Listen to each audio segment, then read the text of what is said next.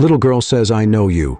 Your photo is in Daddy's wallet," leaving the millionaire instantly shocked. Bradley Marshall woke up with the first ray of sunlight filtering through the silk curtains of his bedroom. Like every Sunday, he was preparing for his morning ritual, a run through the tree-lined streets of the exclusive neighborhood of Greenwoods.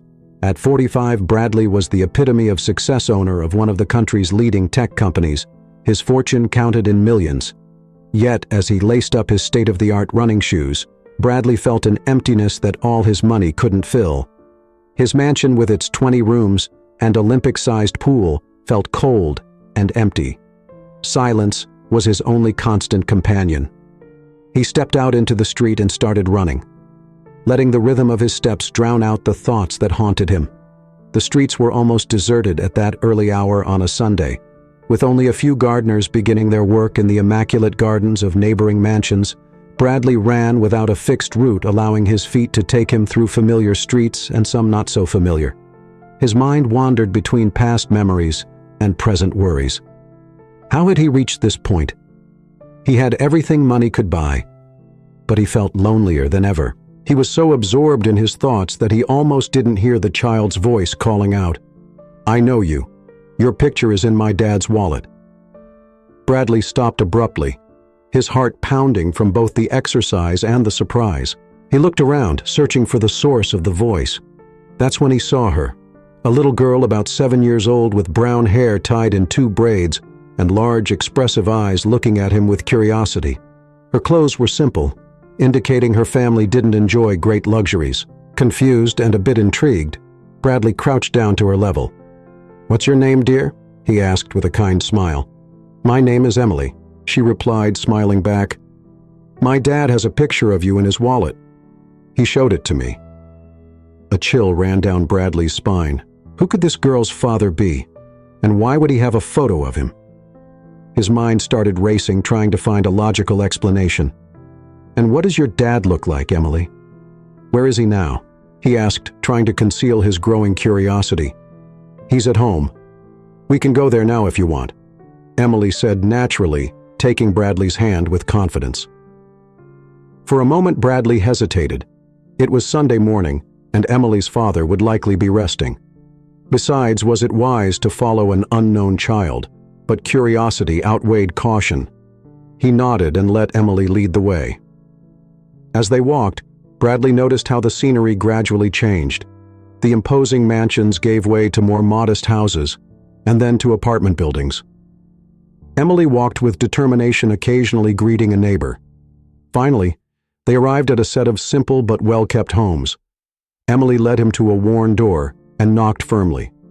Bradley held his breath, unsure what to expect. The door opened, slowly revealing a thin man with a tired look and an unshaven beard. Bradley felt as if the air had been expelled from his lungs. He immediately recognized those eyes, that jawline, those slumped shoulders. It was impossible, and yet there he was. "Is it really you?" Bradley exclaimed, feeling a mix of surprise, emotion, and a tinge of guilt. The man's eyes filled with tears, and he took a hesitant step forward. "Yes, it's me," he said, his voice breaking. "It's me, Anthony Emily," observing the tension between the two. I asked innocently, "Dad, you know him, right? He's the man in the photo." "Yes, Emily," Anthony replied, trying to control his emotion. "He's my brother." Emily looked from one to the other, not fully understanding the complexity of the moment. "Emily, why don't you go play while I talk with him?" Anthony suggested, trying to keep his voice calm. The girl nodded and ran inside the house. The two brothers stood there looking at each other as a heavy silence settled between them. It had been almost 10 years since they last saw each other, and time seemed to have carved an abyss between them. "Come in, please," Anthony finally said, opening the door wider. Bradley entered the modest home, feeling a wave of memories and emotions threatening to overwhelm him. The unexpected reunion with his brother would mark the beginning of a journey of reconciliation, challenges, and redemption that neither could foresee. The living room was small but cozy, with worn but clean furniture on the walls. Bradley noticed some family photos, including one where Anthony held a newborn Emily. The image gave him a pang of guilt. He had missed so many important moments in his brother's life. "Sit down, please," said Anthony, pointing to a sofa. "Would you like something to drink? I have coffee." "Coffee would be great." "Thanks," Bradley replied, sitting down with some discomfort. As Anthony headed to the kitchen, Bradley couldn't help but notice how much his brother had changed. He was no longer the carefree, energetic young man he remembered. Now he seemed tired, as if the weight of the world rested on his shoulders. Anthony returned with 2 steaming cups of coffee. He sat down across from Bradley, and for a moment neither knew what to say. "So you have a daughter," Bradley began, breaking the awkward silence. Anthony nodded, a small smile lighting up his tired face. "Yes, Emily, she's 7 years old. She's the best thing that ever happened to me. She looks like you," Bradley commented. "She has your eyes," and her mother's character added Anthony, his smile fading a little. Her mother, Bradley, left the question hanging, fearing the answer. "She left us 3 years ago," Anthony said quietly. "A car accident." Bradley felt as if he'd been punched in the stomach. His brother had gone through so much, and he didn't even know. "I'm so sorry, Anthony. I had no idea." "How could you have known?" Anthony replied with a hint of bitterness in his voice. "We haven't talked in years." Silence fell between them again, heavy with years of distance and unspoken reproaches. "How have you been?" Bradley asked, aware of how inadequate the question sounded. Anthony let out a humorless laugh. "I've had better days, but we managed," Emily and I said. Bradley nodded, not knowing what else to say. He looked around the small living room, noting the signs of a modest but dignified life. It was a stark contrast to his own mansion full of luxuries but devoid of warmth. "And you," Anthony said, "you've become quite the magnate from what I've heard." Bradley shifted uncomfortably in his seat. "Yes. Well, the company has been successful. I'm happy for you," said Anthony. To Bradley's surprise, he sounded sincere. Anthony, Bradley, began not knowing exactly what he wanted to say. Apologize, offer help, try to explain the years of silence. But before he could continue, Emily came running back into the room holding a drawing. "Dad, look what I made," she exclaimed, showing a colorful drawing of 3 figures, a man, a girl, and a taller man. "It's beautiful," honey, said Anthony, hugging his daughter. "Who are they?" "It's us," explained Emily. "You, me, and Uncle Bradley." The 2 brothers exchanged a look, surprised at how easily Emily had accepted the situation. "Emily, dear," Anthony began gently, "Uncle Bradley probably has to leave now. He has a very busy life." Bradley felt as if a bucket of cold water had been dumped on him. It was true. He had a busy life with meetings, calls, and important decisions to make. But suddenly none of that seemed to matter as much as the present moment. "Actually," Bradley said, surprising himself, "I was wondering if you'd like to go for breakfast. I know a place nearby that makes delicious pancakes." Emily jumped with excitement. "Yes, please, Dad, can we go?" Anthony looked at his brother, a mix of surprise and caution in his eyes. "I don't know, Bradley. We don't want to bother you." "It's no bother," insisted Bradley. "Please. I'd like to get to know my niece better and catch up." There was a moment of tension as Anthony considered the offer. Finally, he nodded slowly. "All right. Give us a few minutes to change." While Anthony and Emily got ready, Bradley stayed in the living room looking at the photos on the wall. He saw his brother in different stages of his life. Graduation, wedding, Emily's birth, important moments he had missed. He felt a determination growing inside him. He couldn't change the past, but perhaps, just perhaps, he could be part of the future. When Anthony and Emily returned ready to go, Bradley greeted them with a genuine smile as they left the house with Emily, chattering happily between them. Bradley felt something he hadn't experienced in a long time. Hope breakfast would be just the beginning, a first step on a path of reconciliation and rediscovery, a path that would lead the Marshall brothers to face their past, heal old wounds, and perhaps build a new future together. The restaurant Bradley had chosen was a small family place with wooden tables and the aroma of freshly brewed coffee floating in the air. Emily looked around with wide eyes, while Anthony seemed a bit uncomfortable, aware that this wasn't the type of place he usually visited, sitting at a table by the window with plates of steaming pancakes in front of them. The Marshall brothers found themselves in an awkward silence, broken only by Emily's occasional enthusiastic comments about the food. So Emily Bradley began trying to break the ice. "What do you like to do?" "I love drawing," the girl replied enthusiastically. "And playing soccer Dad taught me." Bradley looked at his brother in surprise. "You still play soccer?" Anthony shrugged. "Once in a while. It's something Emily and I do together on weekends," said Bradley, a nostalgic smile on his face. "You were better than me." "I still am joking, Anthony," and for a moment the tension between them seemed to ease. Emily looked at them curiously. "Dad, why didn't you ever tell me about Uncle Bradley before?" The innocent question fell like a bomb at the table. Anthony visibly tensed while Bradley lowered his gaze to his plate. "It's complicated, honey," Anthony replied after a moment. "Sometimes adults make mistakes and drift apart. But now we're here," Bradley interjected, looking at his brother with a mix of guilt and hope. "And I'd like, if your dad agrees, for us to get to know each other better." Anthony looked at his brother for a long moment before slowly nodding. "I suppose we could try the rest of the breakfast, passed in a more relaxed atmosphere." With Emily telling stories about school and her friends, Bradley listened attentively, amazed by his niece's energy and joy. When they finished eating, Bradley insisted on paying the bill, despite Anthony's protests. As they left the restaurant, they found themselves unsure of how to proceed. "Would you like to take a walk in the park?" suggested Bradley. There was one nearby. Emily nodded enthusiastically, and Anthony, seeing his daughter's excitement, agreed as they walked along the park's paths.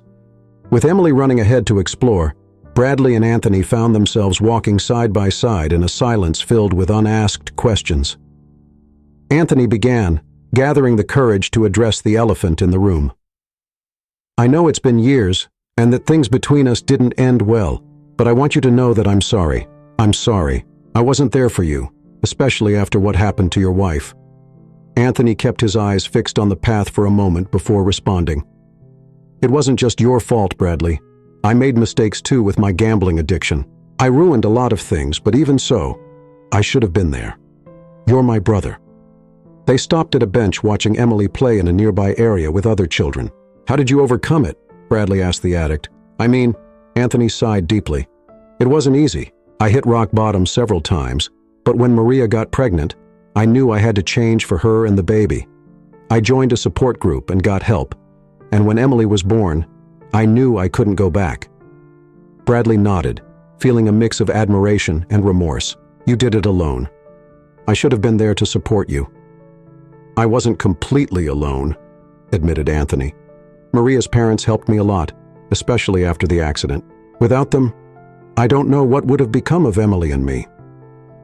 "I'm glad you had that support," said Bradley sincerely. "Anthony, I know it's a lot to ask, but do you think we could try to rebuild our relationship? I'd like to be part of your life and Emily's life if you'll let me." Anthony remained silent for a moment, his gaze fixed on his daughter, laughing while swinging. "It won't be easy, Bradley. A lot has happened, and we've both changed." "I know," nodded Bradley, "but I'm willing to try to do whatever it takes." "Why now?" asked Anthony, turning to look at his brother. "What has changed?" Bradley reflected for a moment before responding. "Honestly, I'm not entirely sure. Maybe it was seeing Emily realizing everything I've missed, or maybe it's that I finally realized that all the success and money mean nothing if you're alone." Anthony nodded slowly, as if understanding perfectly what his brother meant. "I can't promise anything," he said finally. "But we can try for Emily if not for ourselves." Bradley felt a lump in his throat. "Thank you, Anthony. I won't let you down this time." At that moment, Emily came running towards them, her cheeks flushed from playing and excitement. "Dad? Uncle Bradley? Did you see how high I was swinging?"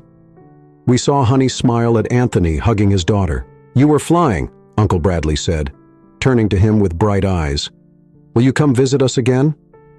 Bradley looked at Anthony, seeking his approval, and when his brother nodded slightly, he replied, "I'd love to, Emily, if your dad agrees. I'd like to see you both again soon," Yes exclaimed, jumping with excitement. "Can we go to your house next time, Uncle? Do you have a pool?" "I've always wanted to swim in a pool," Bradley laughed softly. "Yes, I have a pool, and I'd love for you to use it." As they walked back to Anthony's house, Bradley felt that something had changed inside him. The emptiness he had felt for so long was beginning to fill with the warmth of the family he had forgotten he had. When they said goodbye, Bradley hugged Emily, and then, after a moment of hesitation, also hugged Anthony. The embrace was brief and a bit awkward, but it was full of unspoken promises. "I'll call you this week," said Bradley. "Maybe we can arrange that visit to the pool." Anthony nodded. "We'd like that." As Bradley walked away, occasionally turning to wave at Emily, who waved back enthusiastically. He felt that he was leaving behind the lonely and empty man he had been that morning. The path to reconciliation and redemption would be long and probably difficult, but for the first time in years, Bradley Marshall felt hope. Back at his mansion, Bradley found himself looking at the empty rooms with new eyes. He no longer saw symbols of his success, but spaces that could be filled with laughter and family memories. He went to his study and took out an old photo album that he had kept in the back of a drawer.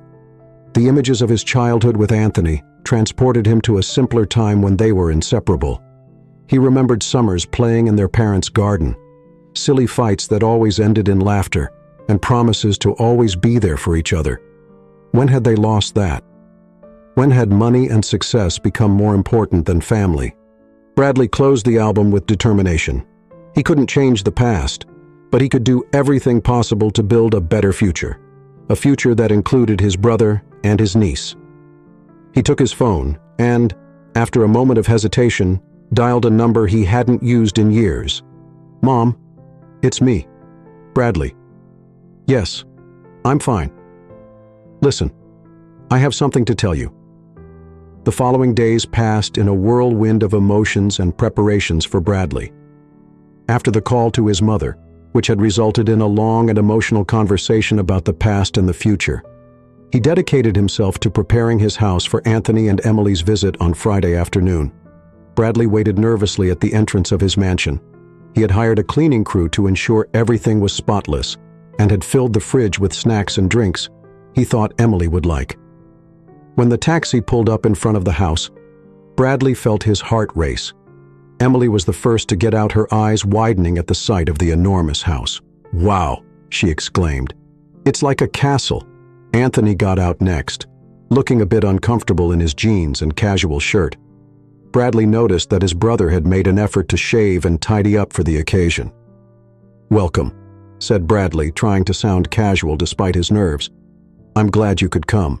"Thanks for inviting us," replied Anthony, his voice a mix of politeness and a touch of discomfort. Emily, however, didn't notice the tension between the adults. "Uncle Bradley, where's the pool? Can we go swimming now?" Bradley laughed, grateful for his niece's enthusiasm. "Of course, Emily. But first, how about I give you a tour of the house?" As they toured the rooms, Bradley noticed how Anthony looked around with a mix of amazement and something that seemed like sadness. Emily, on the other hand, was fascinated by everything, especially the home theater and the huge kitchen. "I've never seen a house this big," commented Anthony quietly when they reached Bradley's study. "Sometimes it's too big," admitted Bradley, "especially when you're alone." There was a moment of awkward silence before Emily saved them once again with her enthusiasm. "The pool, Uncle Bradley." "Can we go now?" "Of course," smiled Bradley. "Why don't you go change? I'll show you where the changing rooms are."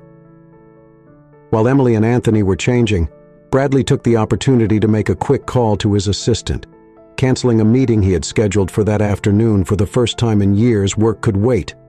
When he came out to the pool area, he found a scene that filled his heart with unexpected warmth. Emily was in the water, laughing and splashing, while Anthony watched from the edge, a genuine smile on his face. "Come on," Uncle Bradley called Emily. "The water's perfect," without a second thought. Bradley took off his shirt and jumped into the pool, joining his niece in her games soon. Even Anthony joined in, and for a moment it was as if the years of separation had never existed. They played and swam until the sun began to set. Painting the sky in golden and pink hues, they got out of the water, exhausted but happy. And Bradley offered them soft, fluffy towels. "Are you hungry?" He asked if I thought we could have a barbecue in the yard. "Yes, please," exclaimed Emily. "Can I help, of course?" smiled Bradley. "In fact, I'll need all the help I can get. I'm not the best cook in the world," as they prepared the food together. Bradley realized how natural everything felt. Emily chatted happily about school and her friends, and Anthony added occasional comments, and Bradley found himself enjoying more than he had in years. Sitting around the patio table with the night sky above them and the smell of freshly cooked food in the air, Bradley felt like he was finally home. "This is nice," commented Anthony quietly, while Emily devoured her burger. "Thank you, Bradley." "There's nothing to thank," replied Bradley. "I have missed this family." Anthony nodded, a shadow of sadness crossing his face. "Me too." There was a moment of silence broken only by the sounds of the night and Emily's occasional enthusiastic comments about the food. Anthony began, gathering courage. "I know it's soon, and that we have a lot to rebuild, but I'd like to be part of your lives. Really not just occasional visits, but being there for you, for Emily." Anthony looked at his brother for a long moment, as if trying to read the sincerity in his eyes. "Are you sure? Your life is very different from ours, Bradley. I don't want you to feel obligated." "I don't feel obligated," interrupted Bradley. "I feel complete for the first time in a long time." Emily, who had been listening to the conversation with curiosity, intervened. "Does that mean we'll come more often, Dad? Will I be able to use the pool again?" Anthony looked at his daughter and then at his brother, a small smile forming on his lips. "I suppose so, honey, if your uncle agrees." "More than agree," nodded Bradley, feeling a wave of emotion. "In fact, I was thinking maybe you could stay this weekend. I have plenty of rooms, and we could make more plans together." Emily jumped with excitement at the idea, and Anthony, after a moment of doubt, nodded. "All right, we'll stay that night," as Bradley prepared to sleep. He heard laughter coming from the room where Anthony and Emily were staying. The sound filled the empty halls of the mansion, bringing life to a space that had been too quiet for too long. He realized that for the first time in years, he didn't feel alone. The mansion was no longer just a symbol of his success, but a home that was beginning to fill with the love and warmth of family. As he lay down, Bradley made a silent promise. He would do everything possible to keep this to be the brother and uncle that Anthony and Emily deserved. The path to full reconciliation would be long, but he was willing to walk it step by step, with the distant sound of his family's laughter lulling him to sleep.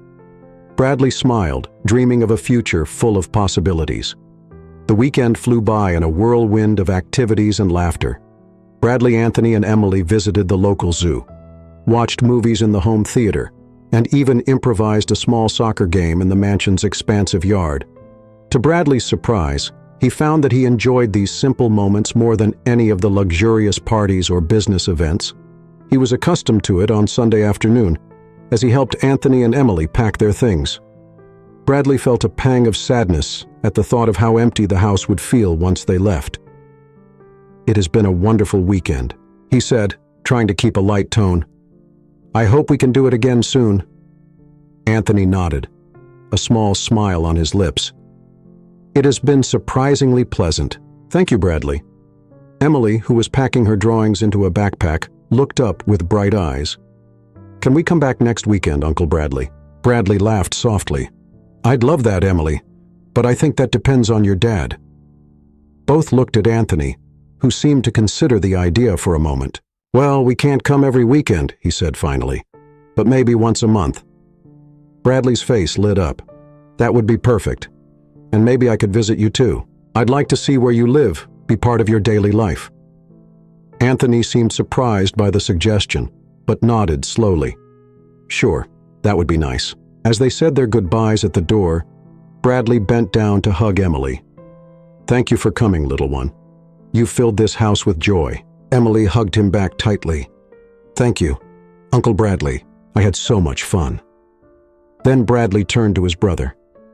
There was a moment of hesitation before they embraced, warmer and less awkward than the previous week. "Take care," Anthony said. "And please call me if you need anything. Anything at all." Anthony nodded, emotion clear in his eyes, I will thank you, brother." As he watched the taxi drive away, Bradley felt a mix of sadness and hope. The house felt more empty. Yes, but also full of new possibilities. In the following week, Bradley found himself reorganizing his life in a way he had never considered before. He began delegating more responsibilities at work, ensuring he had weekends free. He even started leaving the office at reasonable hours during the week, something that surprised his employees. One Wednesday afternoon, Bradley found himself driving to Anthony's neighborhood. He had called ahead to make sure it was okay to visit, and now, as he parked in front of the modest house, he felt a mix of nerves and excitement. Emily was the first to greet him, running towards him with open arms. "Uncle Bradley, you came." Bradley lifted her up, laughing. "Of course I came. I promised, didn't I?" Anthony appeared in the doorway, a tired but genuine smile on his face. "Hello, Bradley. Welcome." They entered the house, and Bradley found himself observing everything with new eyes. The living room, though small, was filled with photos and Emily's drawings. The kitchen, though modest, smelled of something delicious cooking. "I hope you like stew," said Anthony, a bit embarrassed. "It's nothing fancy, but it smells wonderful," interrupted Bradley sincerely. "Much better than any fancy restaurant." During dinner, Bradley listened attentively as Emily talked about her day at school, and Anthony commented on his work. He realized that despite their financial limitations, there was a warmth and love in this house that his mansion had never had. After dinner, while Emily did her homework, Bradley and Anthony sat in the small backyard with cups of coffee. Anthony began, Bradley gathering courage. "I've been thinking I'd like to help financially." Anthony visibly tensed Bradley. "It's not necessary. We're managing fine." "I know," said Bradley quickly. "I don't want to offend you. It's just that I have more money than I'll ever spend in my life, and I'd like to use it for something meaningful for Emily's education maybe. Or so you can move to a bigger place if you want." Anthony was silent for a moment, looking at his coffee cup. "I appreciate the offer, Bradley, really. But I don't want our relationship to be based on money. I already made that mistake once with gambling." Bradley nodded. "Understanding. I'm sorry. I didn't mean to imply it. It's just that I want to help be part of your lives. And you are said, Anthony, looking at his brother. We don't need your money, Bradley. Just your presence, your time. That's more valuable than any amount of money." Bradley felt a lump in his throat. "Thank you, Anthony. That means a lot to me." They sat in silence for a moment, the distant sound of Emily humming as she did her homework filling the air. "You know," said Anthony finally, "there is something you could help with if you really want to." "Whatever it is," replied Bradley immediately. "The community center in the neighborhood is struggling. They need volunteers and maybe some donations for their after-school programs. I thought maybe with your contacts," Bradley smiled, feeling a wave of excitement. "I'd love to help with that. In fact, why don't we go together tomorrow? We could see what they needed exactly." Anthony nodded, a smile forming on his lips. That sounds like a great idea. As Bradley prepared to leave that night, he felt that something had changed, not just in his relationship with Anthony and Emily, but in himself. For the first time in years, he felt like he had a purpose beyond making money and closing deals. "I'll be back tomorrow," he promised, hugging Emily and then Anthony. "We have a community center to help." As he drove back to his mansion, Bradley realized that he no longer saw it as his home. His home was where his family was, in that little house full of love and laughter, and he was determined to be part of it. No matter what it took, the future, once lonely and empty, now seemed full of possibilities. Bradley smiled to himself, eager to see what tomorrow would bring. The next morning dawned clear and bright, as if the sky itself wanted to celebrate new beginnings. Bradley woke up early, more excited than he had been in years for a day of work. But this was no ordinary workday today. He was going to do something that truly mattered. He arrived at Anthony's house just as he was sending Emily off to school. The girl ran to him, hugging his legs, before getting on the school bus. "Good morning," greeted Anthony, a cup of coffee in hand, ready to see the community center. Bradley nodded enthusiastically, more than ready. "In fact, I did some research last night. It seems the center has been struggling for years." Anthony sighed as they walked to Bradley's car. Yeah, it's a shame. It used to be the heart of the neighborhood now. They can barely keep the lights on. The community center turned out to be an old but characterful building located in the heart of the neighborhood. Peeling paint and dirty windows spoke of years of neglect, but Bradley could see the potential beneath it all. They were greeted by Elena, the center's director, a middle-aged woman with a warm smile and tired eyes. Anthony, it's so good to see you, she greeted before turning to Bradley with curiosity. And who is this? Elena, this is my brother Bradley, Anthony introduced. He's interested in helping the center. Elena's eyes lit up. Really? That's wonderful. God knows we need all the help we can get. As Eleanor gave them a tour of the center, Bradley took mental notes. The roof needed repairs, the electrical system was outdated, and most of the equipment was worn out or broken. What programs do you currently offer? Asked Bradley. Elena sighed. We used to have many art classes after school, tutoring, and a book club for seniors, but with budget cuts, we can barely keep the after-school program running. Bradley nodded, his mind already working on possible solutions.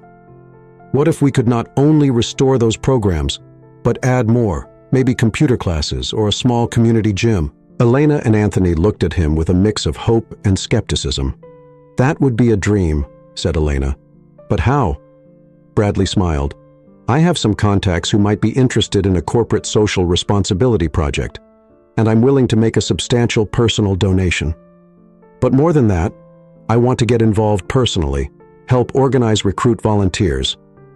Anthony looked at his brother with a new light of respect and pride. Count me in. I can help with the repairs, and I'm sure many in the neighborhood would be willing to lend a hand. Eleanor seemed on the verge of tears. I don't know what to say. This could change everything. Then said Bradley, extending his hand. Let's get started. The following days and weeks were a whirlwind of activity. Bradley used his contacts to secure donations from local businesses, while Anthony organized volunteer teams from the neighborhood to help with the repairs. Bradley surprised himself by enjoying the manual labor painting walls and fixing furniture alongside the neighborhood residents. In the afternoons, he met with Elena and a team of volunteers to plan the new programs and how to implement them. Emily became a frequent visitor to the center, excited to help in any way she could. Bradley watched with pride as his niece organized books in the new library or helped younger children with their homework. One Saturday, as Bradley and Anthony took a break from painting one of the classrooms, Anthony looked at his brother with a smile. You know, I never thought I'd see you like this. He said, like what? Asked Bradley, wiping a paint smudge from his cheek. Happy replied. Anthony simply, really happy. Bradley stopped reflecting on his brother's words. You're right, he said finally. I don't think I've been truly happy in years. This feels right. Anthony nodded, placing a hand on his brother's shoulder. I'm proud of you, Bradley. You've changed so much. Bradley felt a lump in his throat. Thanks, Anthony. I couldn't have done it without you and Emily. You've shown me what really matters in life. The brothers shared a moment of silence, the sound of laughter and hard work filling the air around them. Finally, after months of hard work and dedication, the grand reopening of the community center arrived.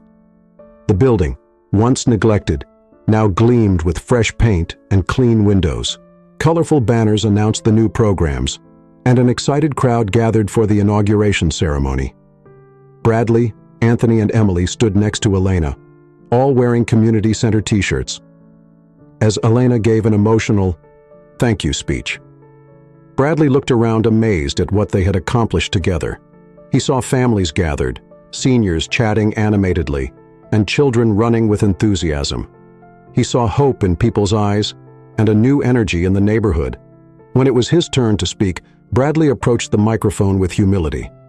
I'm not here as a benefactor or a savior, he began. I'm here as part of this community. This center is a testament to what we can achieve when we work together, when we care for each other. It has taught me more than I could ever teach anyone. It has shown me the true meaning of wealth, and it has nothing to do with money in the bank. He looked at Anthony and Emily, who smiled at him with pride. My family brought me here, and you have become my extended family. Thank you for letting me be part of something so special. As the crowd applauded, Bradley felt his heart fill with joy he had never experienced before. He knew this was just the beginning of a new chapter in his life, one full of purpose and love. In the months following the community center's reopening, Bradley continued to expand his work with the foundation. They opened more community centers, implemented educational and job training programs, and worked tirelessly to improve the lives of people in underserved communities. Anthony became the foundation's operations director, overseeing the practical implementation of projects. His experience and connection with the community were invaluable to the foundation's ongoing success. Emily, having grown up seeing the positive impact her family had on the community, decided to follow in her uncle and father's footsteps. She studied social work in college and joined the foundation after graduating, bringing fresh ideas and energy to their mission. One day, while supervising the construction of a new center in a neighborhood across town, Anthony looked at his brother with a mix of pride and amazement. "You know, I never thought I'd say this, but I think you found your true calling," he said. Bradley smiled, watching the enthusiastic volunteers work. "I wouldn't have believed it a year ago. It's incredible how life can take unexpected turns." "Speaking of unexpected turns," said Anthony with a mischievous smile, "I've noticed you spend a lot of time with Elena lately." Bradley felt his cheeks blush slightly. It was true that he and the community center's director had developed a close friendship over the past months. Their shared passion for community work and their dedication to making a difference had brought them closer. "Well, we work together on many projects," replied Bradley, trying to sound casual. Anthony laughed. "Come on, brother. I know there's something more, isn't there?" Bradley sighed, a shy smile forming on his lips. "Maybe it's different from any relationship. I've had Eleanor before. She is amazing. Her compassion, her strength, she inspires me every day." "I'm happy for you," said Anthony, placing a hand on his brother's shoulder. "You deserve to be happy." As the sun set over the city, Bradley reflected on how much his life had changed in such a short time. From being a lonely and self-centered executive, he had become a man with a purpose, surrounded by family and friends, and possibly on the brink of a new significant relationship. "You know what?" said Bradley, looking at his brother. "I think I am happier than I've been in a long time." The brothers shared a smile, their bond stronger than ever. Together, they were not only building community centers, but also a legacy of hope and positive change. As they walked back home, Bradley realized that his life, once defined by financial success and status, was now filled with something much more valuable: purpose, love, and the satisfaction of making a real difference in people's lives. The future, once lonely and empty, now seemed full of exciting possibilities, and Bradley was eager to see what else the journey would bring. 20 years had passed since that fateful Sunday, when a little girl had changed the course of Bradley Marshall's life. Now at 65, Bradley found himself sitting on the porch of his home, a modest but cozy house in the same neighborhood where it all began. Eleanor, his life partner for the past 2 decades, was by his side, their hands intertwined as they watched. The sunset time had left its marks on both of them, but their eyes still shone with the same passion and love that had brought them together. "What are you thinking about, my love?" asked Elena. Noticing Bradley's thoughtful look, he smiled, squeezing her hand gently. "How much everything has changed. How fortunate I am at that moment." The sound of children's laughter filled the air. Bradley and Elena looked towards the garden where their 7-year-old granddaughter Lucy was playing with a group of neighborhood kids. Lucy was the daughter of Emily, who now ran the foundation that Bradley and Elena had established so many years ago. Emily had married Michael, a teacher. She had met while working at one of the community centers, and together they were raising Lucy with the same values of compassion and service that they had learned from their parents and uncles. Anthony, now a man with graying hair but the same warm smile, came out of the house with a tray of lemonade. "Kids," he called, "come get refreshed." The children ran to him, thanking him between giggles as they took their glasses. Lucy approached the porch, her cheeks flushed from playing grandpa. She said, looking at Bradley with her big, curious eyes, "Can you tell me the story again of how you met Aunt Emily?" Bradley laughed, lifting his granddaughter and sitting her on his lap again. "But you've heard it 1,000 times." "But I love it," insisted Lucy. "Please," Grandpa Bradley looked at Elena and Anthony, who nodded with knowing smiles. He began to tell the story that had changed his life. The story of a little girl who had recognized him on the street and led him back to his family as he spoke. Bradley couldn't help but marvel at how life had come full circle. Here he was telling his granddaughter a story that began with another girl her age, a girl who had been the catalyst for all this happiness. And so little Lucy Bradley concluded, "I learned that true wealth isn't in money or the things we own, but in the people we love and the difference we can make in others' lives." Lucy hugged him tightly. "I love you, Grandpa, when I grow up. I want to be like you and Grandma Elena, helping people." Bradley felt his heart swell with pride and emotion. "And you will be my little one. You have a huge heart, just like your mother." At that moment, Emily and Michael arrived, greeting everyone with warm hugs. Emily, now a middle-aged woman with the same bright smile she had as a child, sat next to her uncle, telling stories again. "Uncle Bradley," she asked with a knowing smile. "Your daughter is insatiable," laughed Bradley. "She reminds me of someone I met many years ago." Emily took her uncle's hand, her eyes shining with gratitude. "I'll never stop thanking you for everything you've done for us and for this community." Bradley shook his head. "No, Emily, I'm the one who should thank you. You and your father showed me the way to a truly rich life," as the family chatted and laughed, sharing stories and memories. Bradley couldn't help but reflect on the incredible journey his life had been. From being a lonely, self-centered man, he had become the patriarch of a loving family and the pillar of a thriving community. The community centers, which had started as a personal redemption project, had expanded throughout the city, changing countless lives. The foundation, now led by Emily with Michael's help, continued to grow and adapt to the changing needs of the community. They had added financial education programs, mobile health clinics, and green energy initiatives, always seeking new ways to improve people's lives. Anthony, though officially retired, remained a constant presence at the centers, his wisdom and experience always valued. He and Bradley had forged an unbreakable bond over the years, their brotherhood stronger than ever. Eleanor, his rock and companion, had been instrumental every step of the way. Her love and support had been Bradley's anchor in difficult moments, and his joy in good times as the sun set. Painting the sky in golden and pink hues, Bradley looked around with a deep sense of peace and gratitude.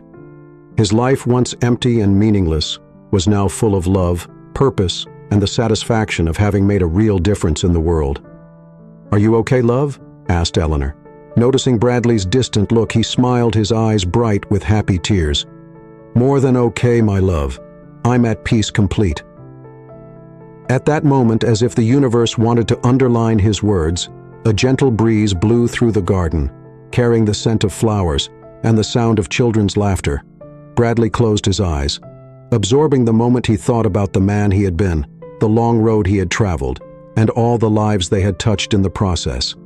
He thought about little Emily, whose innocent question had triggered all this, and about the Lucy of today carrying forward that legacy of love and service, and he knew with absolute certainty that this was the true meaning of wealth. It wasn't the millions in his bank account, nor the titles or power he once held true.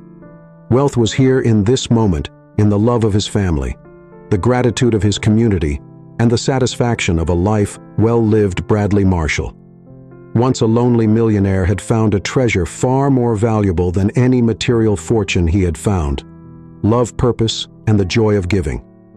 And in the process, he had discovered the true wealth of the soul.